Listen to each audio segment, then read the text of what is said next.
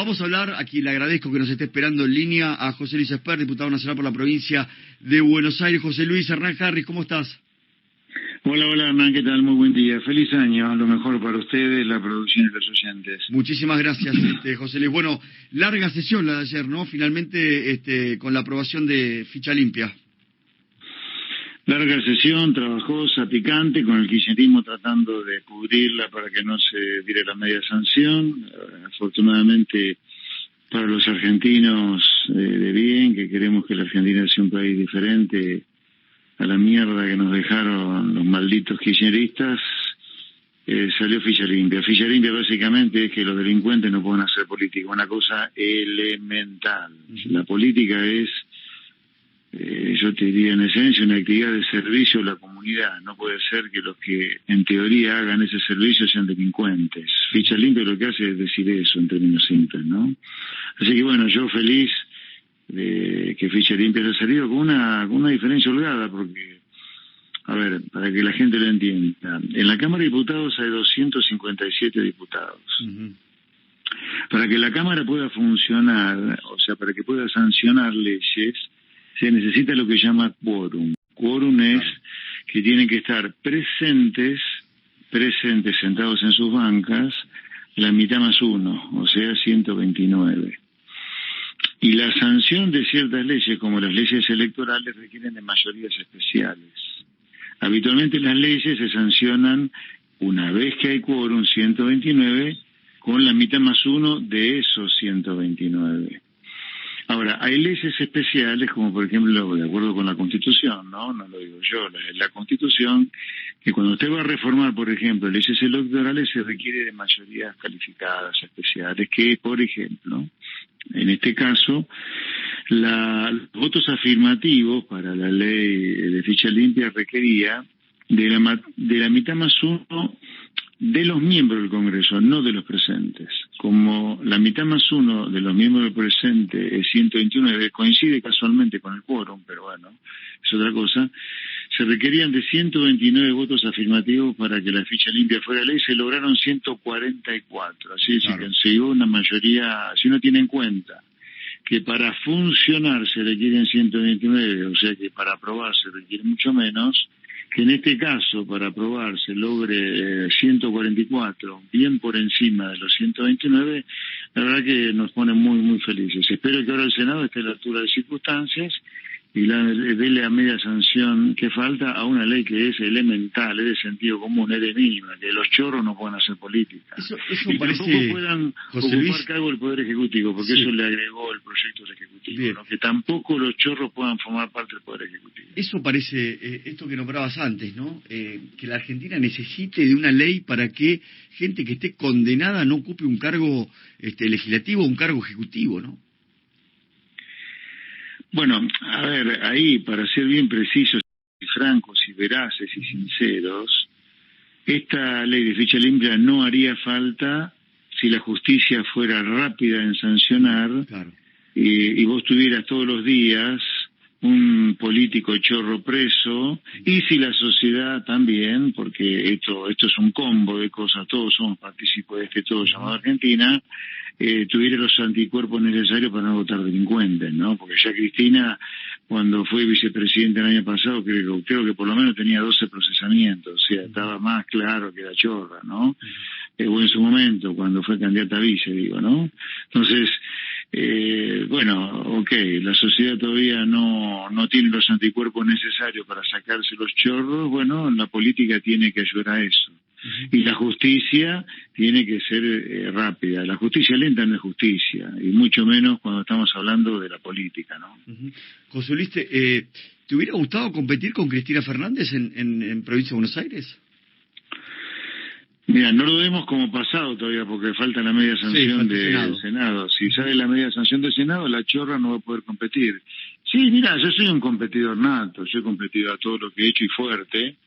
Así que sí, me hubiera encantado, o me encantaría competir con Cristina para, como dice el presidente Milei, ponerle el último clavo al ataúd del kirchnerismo. O sea, si Cristina es derrotada, como yo creo que sería derrotada si compitiera, no queda bien claro que fue Cristina la que hundió al kirchnerismo. Que el kirchnerismo se hunda o sea derrotado 25 y 27 con un apellido Kirchner en la cabeza de la boleta o candidato a gobernador sería espectacular para políticamente enterrarlos y que desaparezcan de la faz de la tierra argentina, que se vayan a otro lado a hacer miseria, porque la verdad que lo que han hecho en Argentina es absolutamente genocida desde el punto de vista de la cultura, la educación, los valores, la política, todo. Son verdaderos genocidas del país, genocidas políticos, yo le llamaría. José Luis, ¿me das tu parecer de lo que está sucediendo en la provincia de Buenos Aires respecto a la seguridad, la postura del gobierno de Axel Kicillof, que parece por momentos no admitir que hay un problema, y en esto hemos visto otras reacciones, ¿no? Pedido ayuda a la nación, pero en este caso parece que no, por una cuestión de ideológica, ¿no? De quien gobierna en el medio un problema que crece día a día con muertes en todos los ámbitos, ¿no? Digo.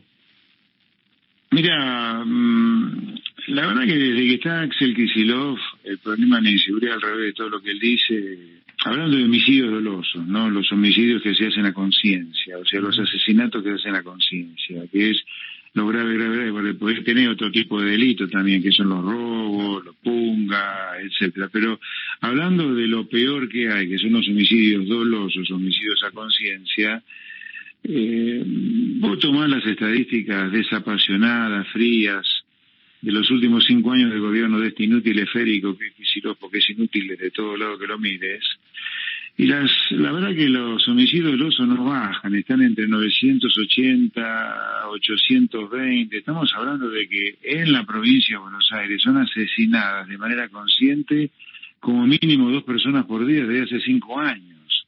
O sea, la provincia es un baño de sangre. Que no venga Kicillof a decirme que porque baja 20 homicidios dolosos un año respecto de otro, baja la inseguridad, o baja 100. Después vuelven a subir. Pero desde que gobierna Kicillof, los homicidios no bajan de 850, 900, 950. Estamos hablando de más de 2 muertes por día. ¿Entendés?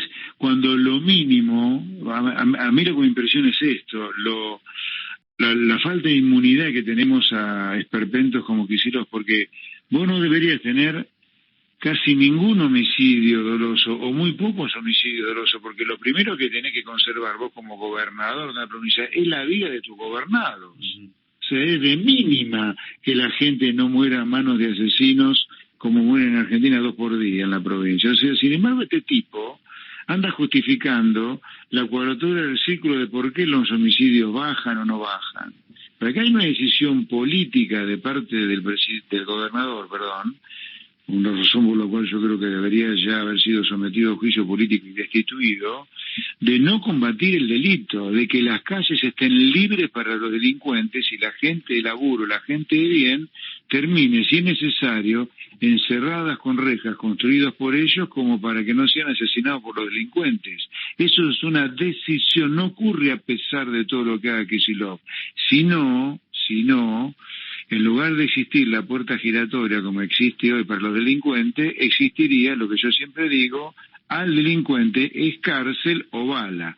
Cárcel si no se resiste y bala si se resiste. Y mucha bala, para que quede claro que con la policía en la provincia de Buenos Aires no se jode.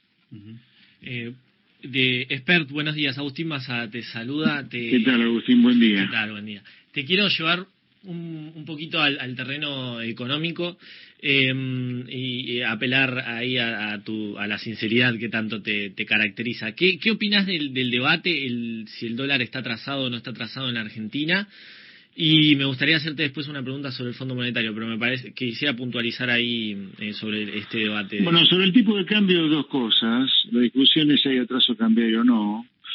La medida seria, lo que la profesión en el mundo ha acordado, porque hay acuerdos sustantivos, después hay diferencias en el margen, pero en el fondo se acordó que uno puede hablar de atraso cambiario si se dan 2 cosas simultáneamente. Si en un contexto de crecimiento económico, de creación de empleo, de crecimiento de los salarios reales, con una economía pujante, el desempleo te crece, ahí podés decir y puede haber atraso cambiario.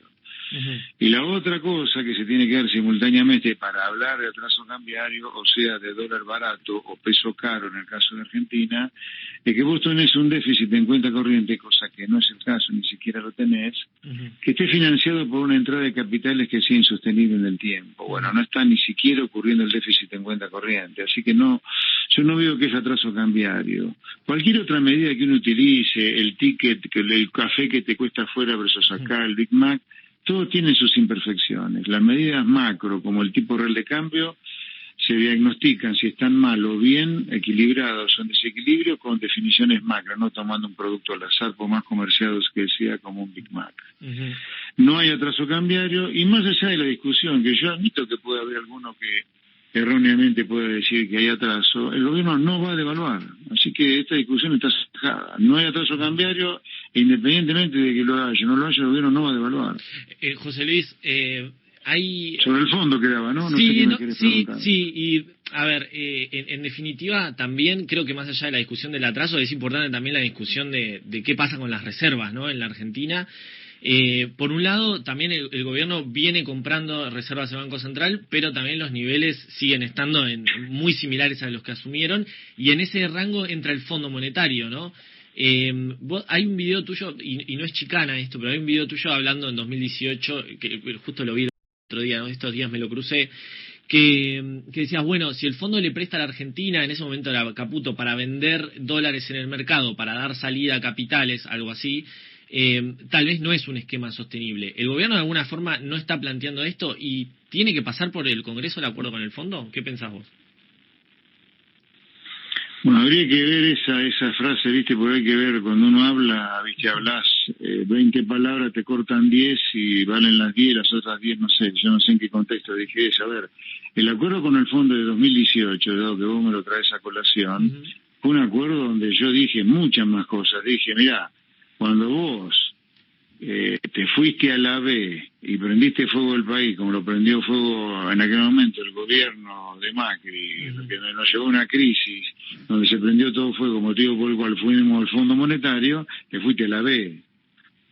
O sea, vos estabas financiando la salida de capitales con un acuerdo con el fondo. Eso es la realidad. Ahora, el acuerdo con el fondo sirvió para que esa salida de capitales no nos prendieran más fuego todavía. Ahora, cuando vos pedís un acuerdo con el fondo en esas condiciones, es porque te fuiste a la B. El acuerdo con el fondo que estamos negociando nosotros ahora no tiene nada que ver con eso. Es un acuerdo con el fondo para fortificar el nivel de reservas y poder liberar más rápido el cepo de lo que lo estamos haciendo, porque nosotros estamos liberando el cepo todos los días un poquito. Todos los días hay una regulación menos desde el punto de vista cambiario que decide el brillante presidente que tenemos en el Banco Central, Santiago Bausili. No tiene nada que ver con el acuerdo con el fondo, ¿no? Hay acuerdos y acuerdos con el fondo. ¿Y tiene que pasar por el Congreso? Perdón. Sí, tiene que pasar por el Congreso independientemente de para qué vos uses el acuerdo. Los acuerdos, yo creo que es ridículo la ley del 2021 que obliga a pasar por el Congreso los acuerdos con el fondo, porque ya pasó por el Congreso el presupuesto, se supone que si tuviera déficit el Estado, tampoco es el caso de nuestro presupuesto que tiene superávit, pero si tuviera déficit, el endeudamiento se aprueba de manera explícita cuando se aprueba el presupuesto. Así que eso fue una populachada del kirchnerismo, hacer populismo con el acuerdo con el fondo. La verdad que es ridículo que los acuerdos con el fondo tengan que pasar por el Congreso, porque ¿por qué no pasa cada peso que emite el gobierno de deuda por el Congreso también? ¿Por qué el acuerdo con el fondo es especial, no?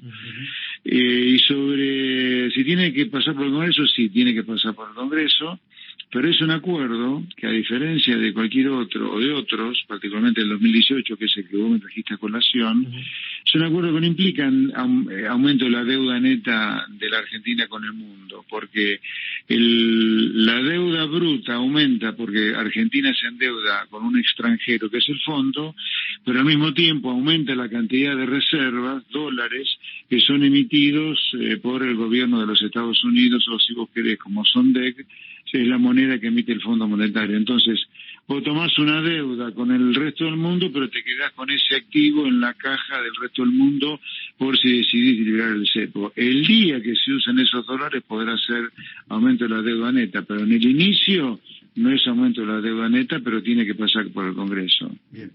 José Luis, te hago la última y agradecerte, por supuesto, el tiempo que nos brindaste. Sé que no es tu lugar, pero ¿qué crees que va a pasar en el Senado respecto, por ejemplo, de ficha limpia? No sé. Lo que sí te digo es que los senadores deberían estar a la altura de las circunstancias y deberían votar ficha limpia, porque no es posible. Es una verdadera vergüenza que la política se haya transformado no solo en servicio de la gente, en lugar de servirle a la gente, sino además de chorearle a la gente. Entonces, la ley de ficha limpia lo que trata es de poner un filtro a aquellos que se quieren dedicar a la política, mínimo que no sean chorros, consumados, porque estamos hablando de fallos en segunda instancia, ni siquiera en primera instancia, ¿no? O sea, vos te choreaste algo, fuiste condenado, fuiste un chorro administrando la cosa pública, te condenaron, volviste, apelaste, te volvieron a condenar, o sea, la segunda instancia, estamos diciendo, bueno, si ya tenés una segunda instancia, la condena no puede hacer política, y es lo mínimo que tenés que pedir.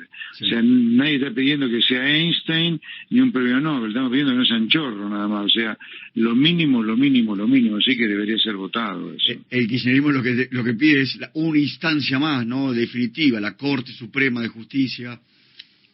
Claro, son pícaros. La Corte Suprema emite un fallo de estas cosas cada siglo, claro. Entonces vos tenés a la chorra de Cristina que se va a morir ocupando algún cargo público, ¿viste? O cuando el quid de ella es virgen, pobrecita, porque no sabe lo que es laburar en el sector privado. Déjame joder, encima chorra, por Dios. José Luis, como siempre, muchísimas gracias por la comunicación y el tiempo. Un placer, chicos. Muy buen día. Igualmente. José Luis Espert, diputado nacional por la provincia de Buenos Aires, bueno, siempre deja muchos títulos para cortar aquí en primera mañana. Vamos